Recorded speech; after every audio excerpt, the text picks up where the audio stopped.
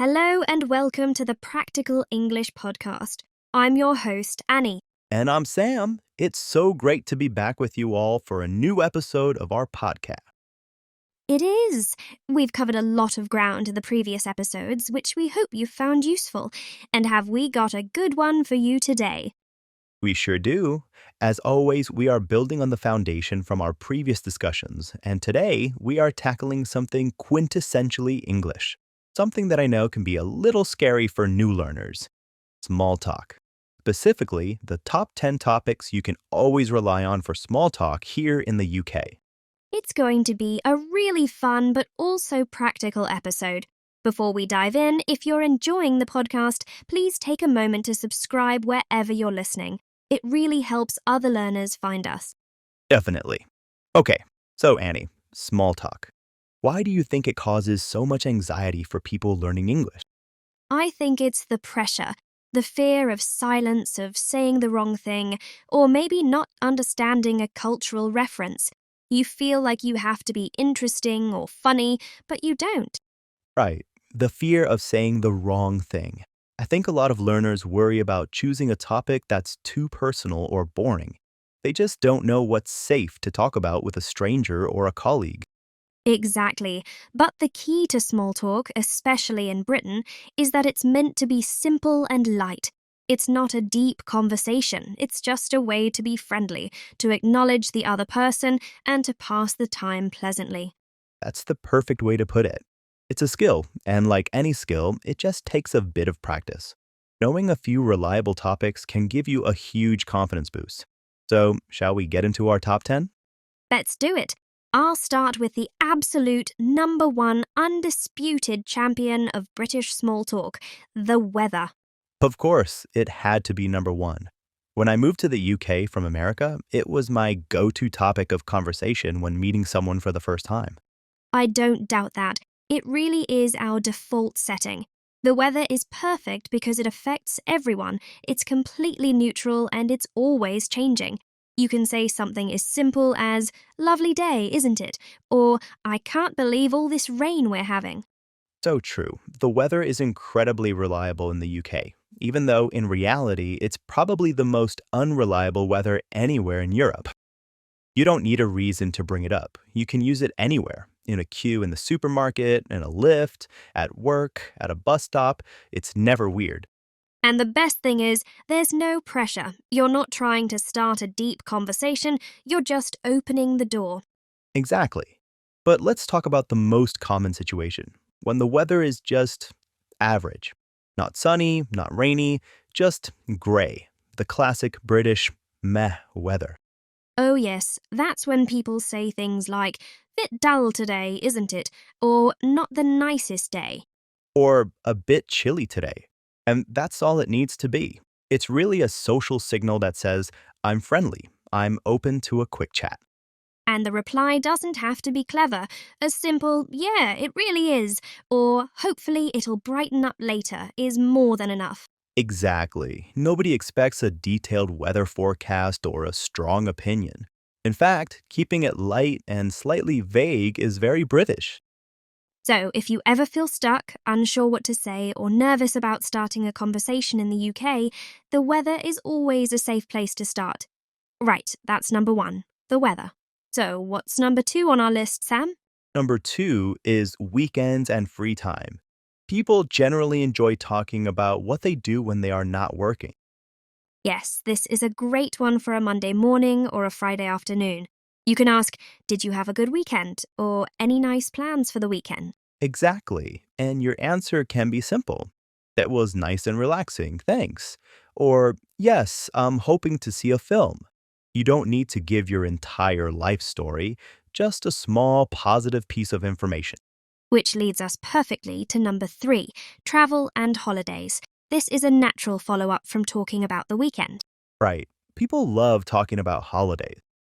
They do. Simple questions work best.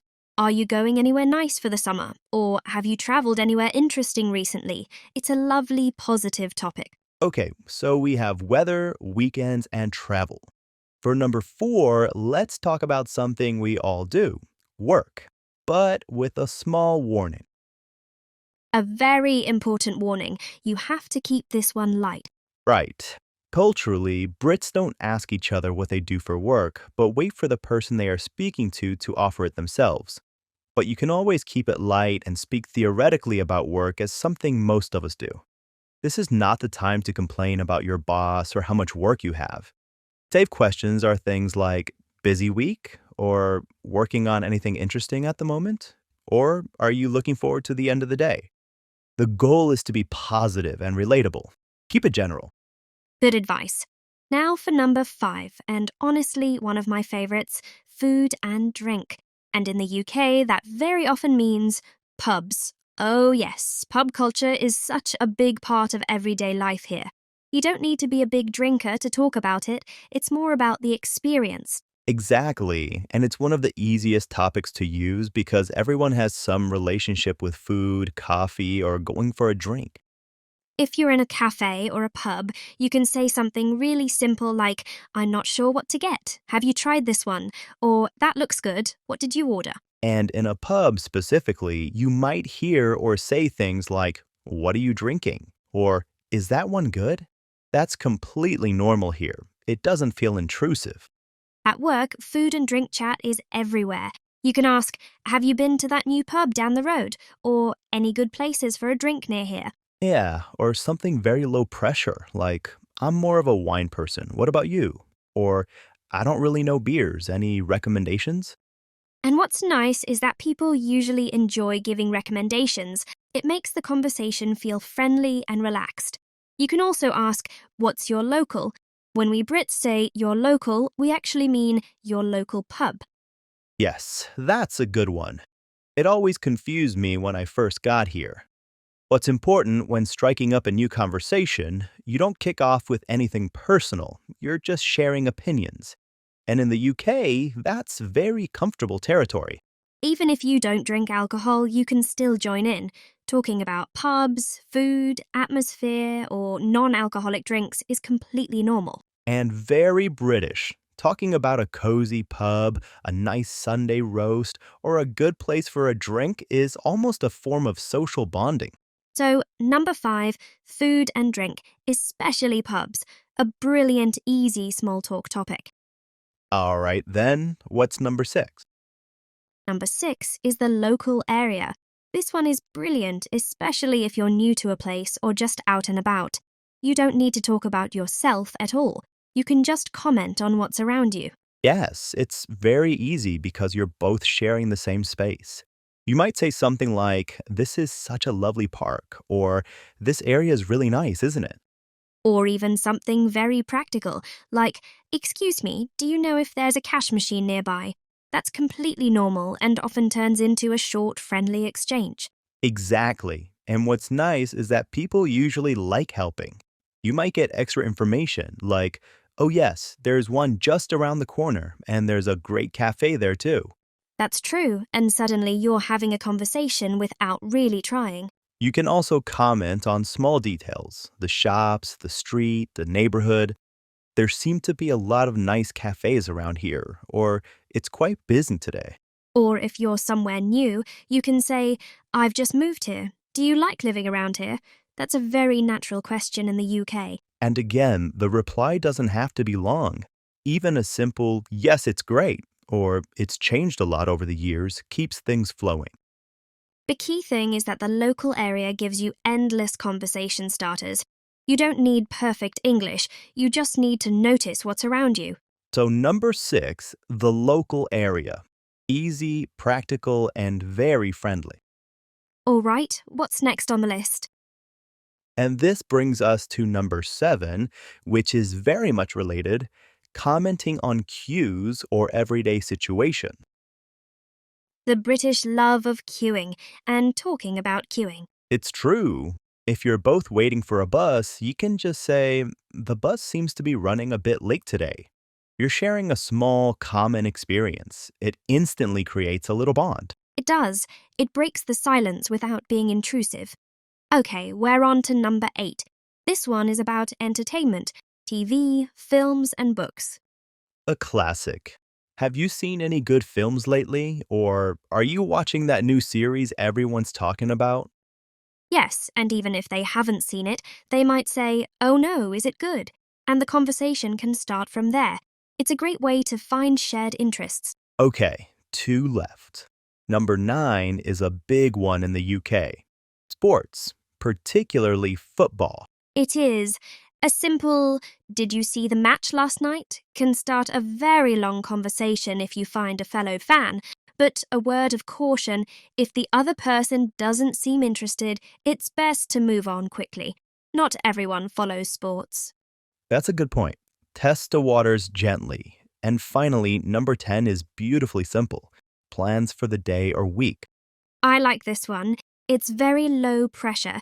You can just ask, "Got much on for the rest of the day?" Or "What are you up to later?" It shows a polite interest in the other person. Exactly. So that's our 10. The weather, weekends, travel, work, food, the local area, cues, TV and film, sports, and daily plans. That's a lot of safe ground. It is. And just as important, we should probably mention a few topics to avoid. Generally, in British small talk, you steer clear of very personal questions: money, politics, and religion. It's best to keep things neutral and positive. Great advice. The goal is a light, friendly connection, not a debate. Okay, so once you're in a conversation, how do you get out of it politely? That can also be a source of anxiety. That's a fantastic question. You just need a simple exit line. You can say something like, "Well, it was lovely to meet you. I should get going." Or, "Anyway, I let you get on. Have a great day." Right, a simple, friendly closing statement that makes it clear the conversation is over without being rude. "Well, I'd better get back to it" is another good one in a work setting. Perfect. So, let's quickly summarize the key takeaways from today. The most important thing to remember is that small talk is meant to be light and easy. Don't put too much pressure on yourself. And having a few safe topics like the weather, your weekend, or what you're watching on TV can make you feel so much more prepared and confident. Absolutely. So, our challenge for you this week is to try using just one of these topics, just once, whether it's with a barista at a coffee shop or a colleague by the printer. Just a simple comment about the weather. That's a great challenge. The more you do it, the easier it becomes. And we'd love to hear how you get on, or if you have any other suggestions for future episodes. You can leave us a comment on our podcast page. Please do. Thank you so much for listening to the Practical English podcast. Don't forget to subscribe so you don't miss our next episode. Until next time, take care and happy chatting, friends.